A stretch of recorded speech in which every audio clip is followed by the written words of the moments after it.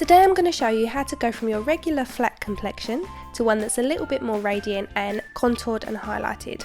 So I've already applied some Illamasqua skin base to my face, so we're going to get straight on with the highlight and contour. This is the Cover FX contour kit. Behind the mirror is a little information sheet, and on the back of this it gives you tips on how to highlight and contour. Now the palette I've got is the G light to medium, so that's golden light to medium skin, and I'm starting off with the colour G10, which is the lightest shade. They also do 3 neutral palettes and a pink palette, so there's one to suit every skin tone. So these are cream foundations, so they're easy to work with and they blend brilliantly on the skin. Now there are tons of different ways and tutorials on how to highlight and contour.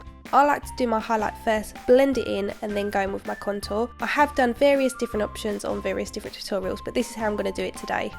So I'm applying the highlight to everywhere I want brought forward or brightening. And so I'm taking that down the centre of my nose, my chin, above my top lip, brightening underneath my eyes and also my brow bone. Then I'm taking a dampened beauty blender. This one is by OPV Lashes. And I'm just bouncing that over all the highlighted areas. Now I've not applied an excessive amount of this product. We want to be able to blend it into the skin and not necessarily see the product. We just want to highlight those areas. We don't want to see makeup, we still want to see skin through it. And I personally find that by using the beauty blender in this way, we get that result. Now I know highlighting and contour has definitely been overdone in the last year. This will definitely give you a little bit more of a natural finish than some of the tutorials that are out there. If you want a really supernatural appearance to your face, then if you wait till the end of the tutorial, you will see a link to my previous tutorial and I'll show you there how to get the most natural contour. So now you can see I've highlighted all the high planes of my face and we are ready to move on to the contour.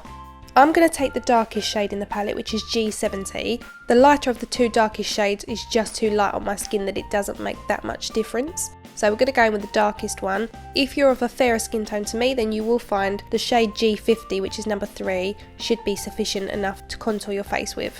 So I'm applying that contour colour into the hollows of the cheeks, not bringing it too far down towards the corner of the mouth. We're keeping it to where it would form a natural shadow.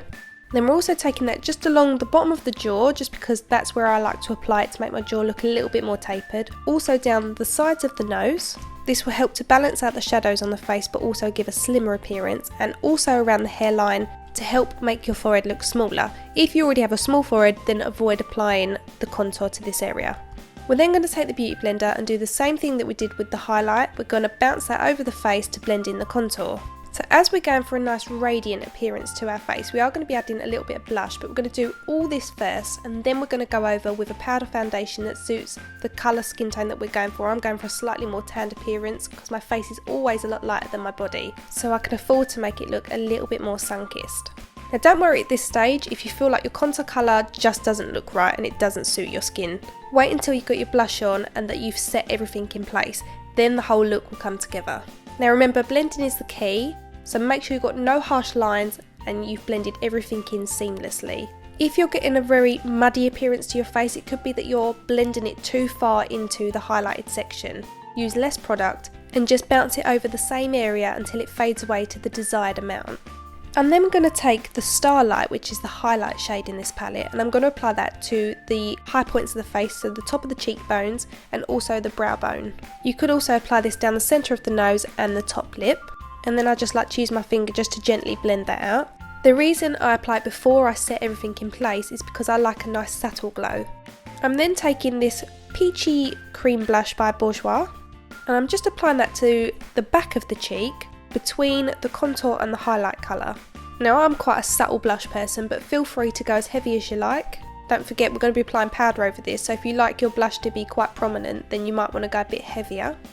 The blush is also what's going to add some nice radiance to the face. Then to set all that in place, I'm taking my Kryolan Dual Finish powder, and the shade I'm using is NB3, and I'm just lightly dusting that over the entire face using my Bare Minerals brush. I know a lot of people like to set the light areas of the face with a lighter powder and the darker areas with a darker powder, and that's great if you want a more intense highlight and contour look, but because I want a more natural finish overall, by dusting the same colour in a lighter form all over the face, we're not intensifying the highlight or contour, they're staying on the same level, and the powder's just going to gently mute everything, making it look that much more natural. And that is how I like to highlight and contour using the Cover FX Cream Foundation Contour Kit. Now if you're interested in seeing the revolutionary gel sculpt by Illamasqua, then click on the tutorial on the left. If you want to see how to Dutch fishtail braid your hair, then click on the tutorial on the right. If you haven't done so already, hit subscribe, and don't forget you can follow me on Facebook, Twitter and Instagram.